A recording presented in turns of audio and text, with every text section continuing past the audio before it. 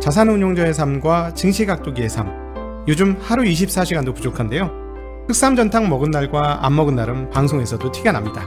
잃지 않는 건강 흑삼전탕. 자, 오늘도 한 포 마시고 시작하겠습니다. 독이마을 분들도 이제 흑삼전탕으로 설계하세요.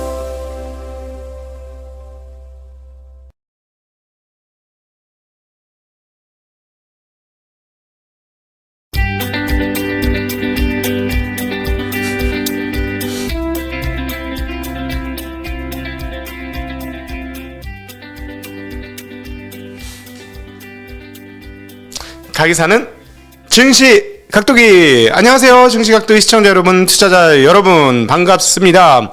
8월 26일 목요일 아침이 환하게 밝았습니다. 미국 시장은 S&P 기준으로 51번째 신고가를 갱신했고요.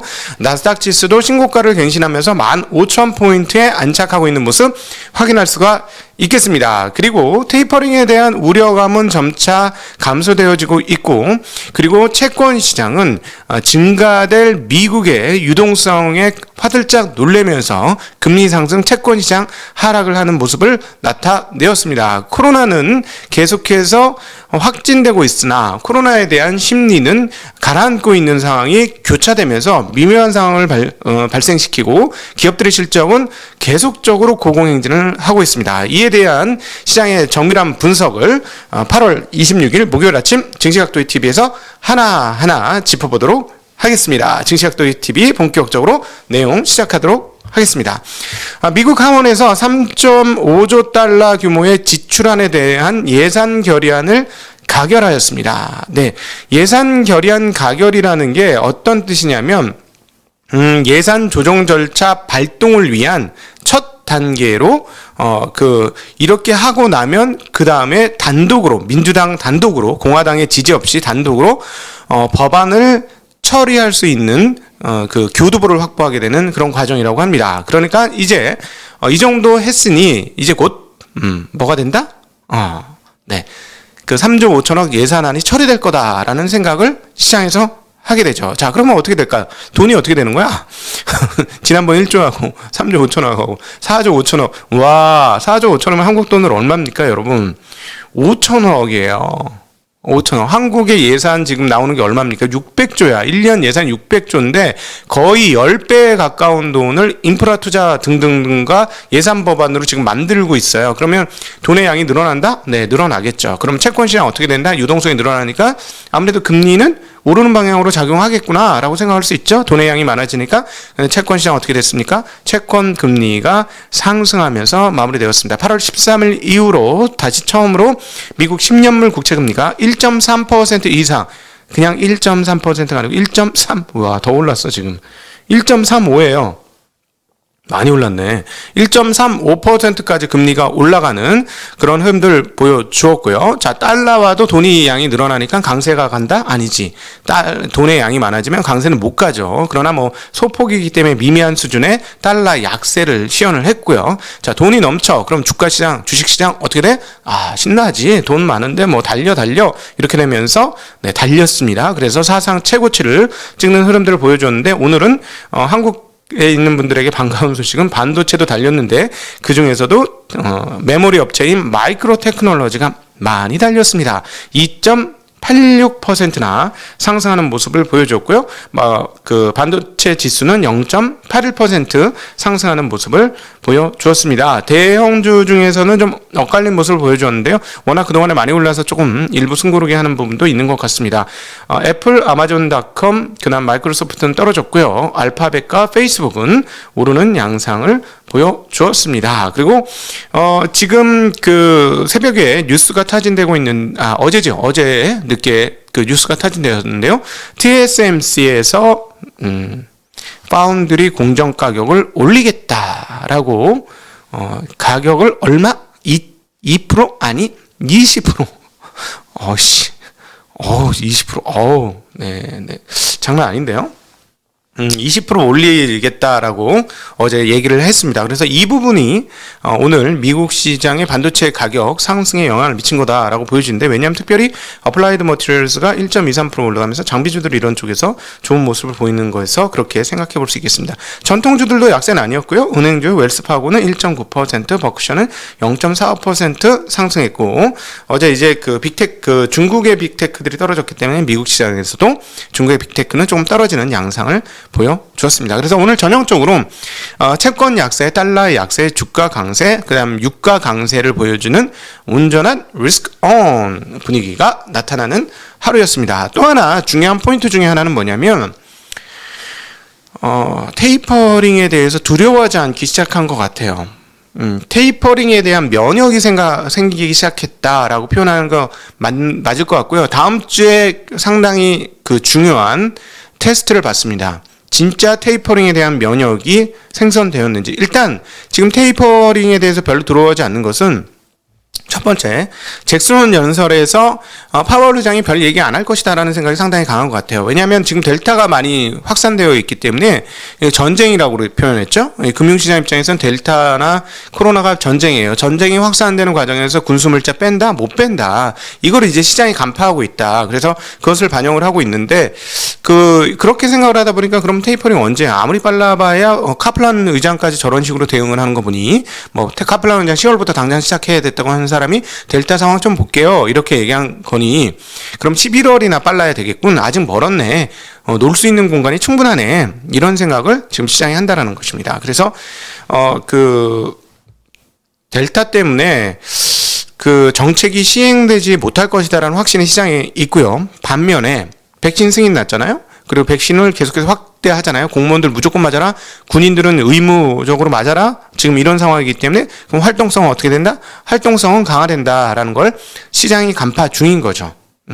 물론 이 부분이 이제 다음 주에 제가 테스트를 받는다고 했는데, 잭슨 홀 연설에서 테스트 받는 게 아니고요. 테이퍼링에 대한 면역은 다음 주에 고용을 통해서 테스트 받게 될 겁니다. 고용이 이번에 많이 나올 가능성이 꽤 높잖아요. 충분히 높을 것 같습니다. 고용이 왜 그러냐면, 지금 잘 아시다시피 저건 끝났잖아요. 이제 9월 달로 고용 재난지원금 같은 게 끝나지 않습니까?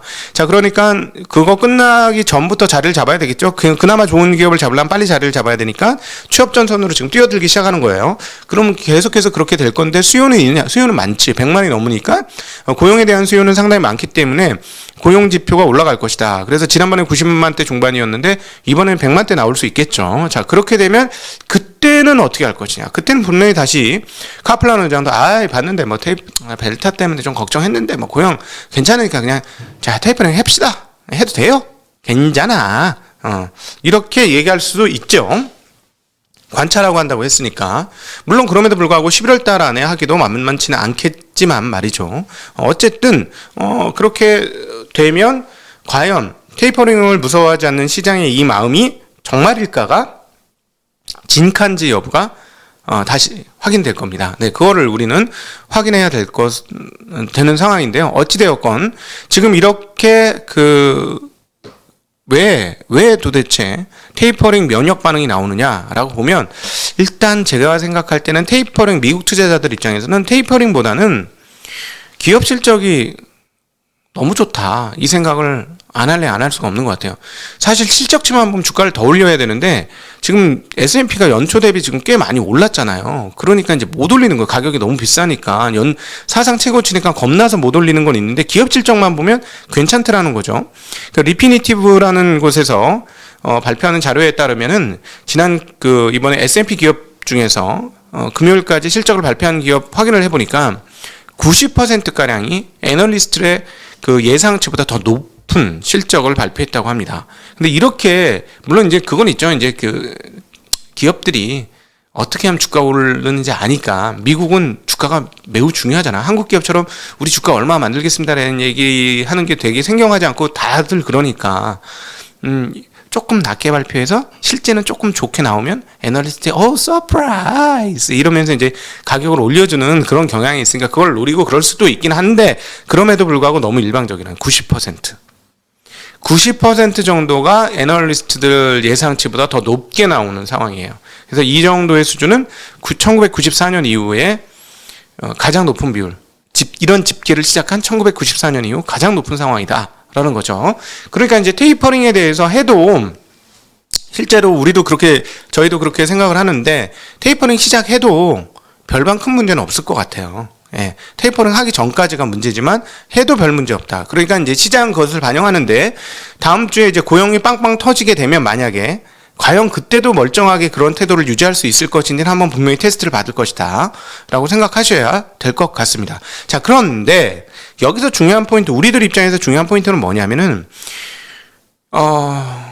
미국이 테이퍼링을 무서워하지 않고 지네들은 가. 근데 이게 아시아권은 좀 다른 얘기죠.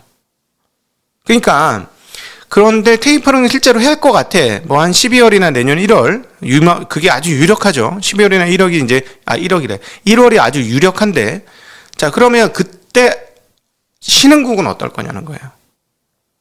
신흥국은 이 테이퍼링의 의미가 뭐냐면 여러분 국제 자본 흐름에서 보면 돈이 넘쳐서 미국 시장은 다 투자했어. 이미 나 이 정도면 충분히 투자했어 하고 남은 돈이 또 생겨요. 돈이 넘치니까. 이자 돈 안 내는 돈들이 많거든. 그러면 좀 아깝잖아. 이자 돈 안 내는데 뭐 좀 하고 싶잖아. 야, 앞으로도 이자 돈 안 낸다는데 차라도 한 대 살까? 그냥. 뭐 이런 느낌. 그런 느낌으로 신흥국으로 달려오는 거죠. 그런데 테이퍼링을 해. 그럼 시중 실세금리도 같이 조금 따라 오르겠죠? 정책금리 안 오르더라도. 그럼 어떻게 돼? 이제 그만하자. 잘 놀았네. 그만하자. 어디서 돈을 뺍니까? 신흥국에서 돈을 뺄 가능성이 높다는 거죠. 우리가 이번 하락에서 그걸 일부 좀 경험을 했고요. 근데 신흥국에서 돈을 뺄 때 어떻게 뺄 거냐는 거예요. 아무래도 방역이 잘 안 된 데에서 뺄 가능성이 높지 않겠습니까? 지금 동남아 지금 말레이 같은 데가 어려워가지고 지금 반도체가 지금 제대로 안 나온다는 상황이니까 그것도 셧다운 때문에.